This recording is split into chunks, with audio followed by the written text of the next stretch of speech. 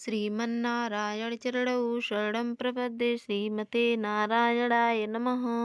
राधे राधे, जय श्री कृष्ण। मित्रों, आप सभी लोग कैसे हैं? आशा करती हूँ हमारे लड्डू गोपाल जी की कृपा से आप सभी लोग स्वस्थ होंगे, मस्त होंगे।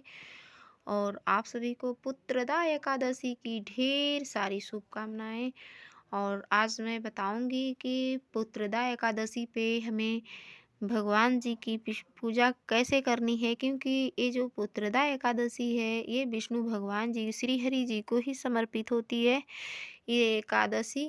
तो भगवान जी की हमें पूजा कैसे करनी है और हम अपने लड्डू गोपाल जी की सेवा कैसे करें, और हमें एकादशी के दिन हमें क्या क्या चीज़ का वर्जित है और हमें पारण कब करना है, शुभ मुहूर्त क्या है, हमें आप सभी को बताएंगे इस पूजन में।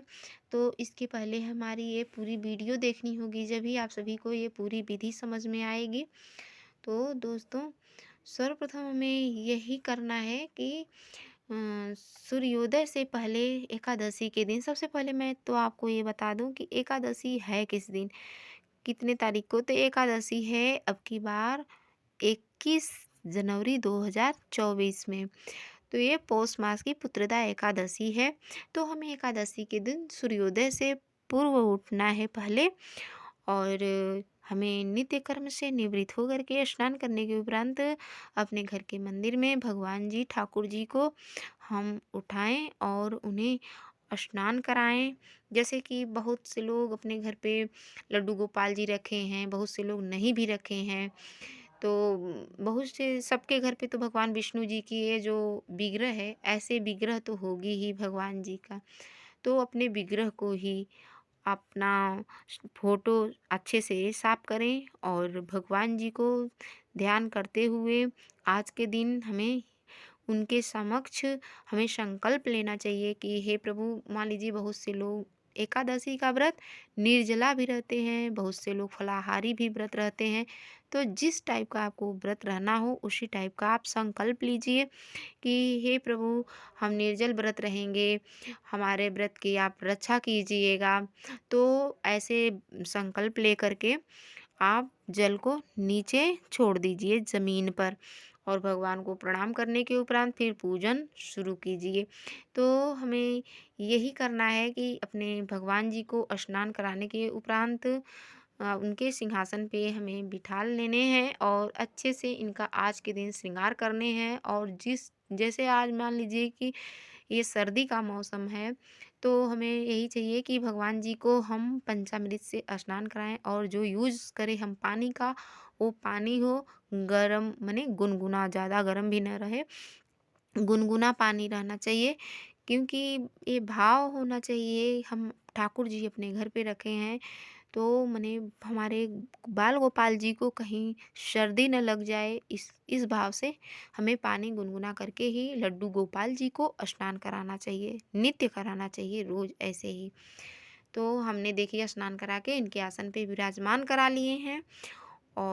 और एकादशी के दिन हमें भोग लगाने हैं। तो ये देखिए, इस बात का हमें ध्यान देना चाहिए कि एकादशी के दिन हमें अन्न का प्रयोग बिल्कुल नहीं करना है, विशेष चावल का प्रयोग, और अन्न का प्रयोग करना ही नहीं है।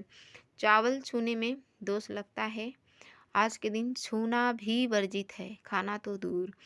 तो इस भाव से दोस्तों, ये ऐसे ही पूजन करनी है। और फल, सीजनी फल भी भगवान जी को अर्पण करना है।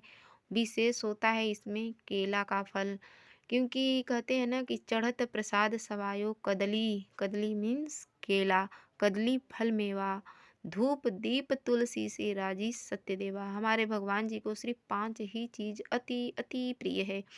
धूप दीप तुलसी से हमारे भगवान जी खुश हो जाते हैं, भगवान विष्णु।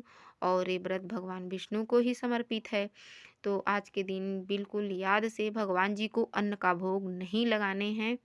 और हमें आज के दिन मिष्ठान में, जैसे आप मिश्री हुआ, बर्फ़ी, पेड़ा घर पे बना करके भगवान जी को भोग लगा सकते हैं, जैसा कि हमने बनाए हैं।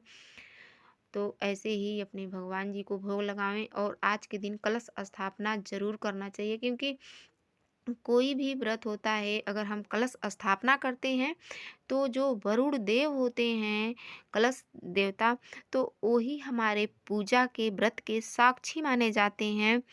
तो हमें कलश स्थापना ज़रूर करना चाहिए। इससे हमारे भगवान जी की अति अति प्रसन्नता होती है।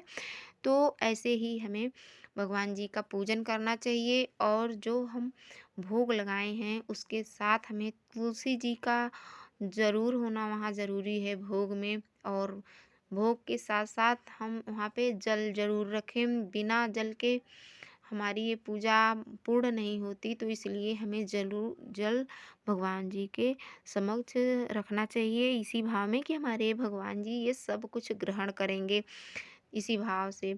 और ये एक दीपक ऐसे ही जलाएं, और भगवान जी की आरती करना न भूलें। और आज के दिन हमें दक्षिणा ज़रूर देनी चाहिए, भगवान जी के समक्ष रखना चाहिए, और वो दक्षिणा किसी ज़रूरतमंद व्यक्ति को दान करना चाहिए। और हम आपसे बता दें कि पारण जो है द्वादशी में करना चाहिए। तो पारण अब की बार बन रहा है 22 जनवरी को।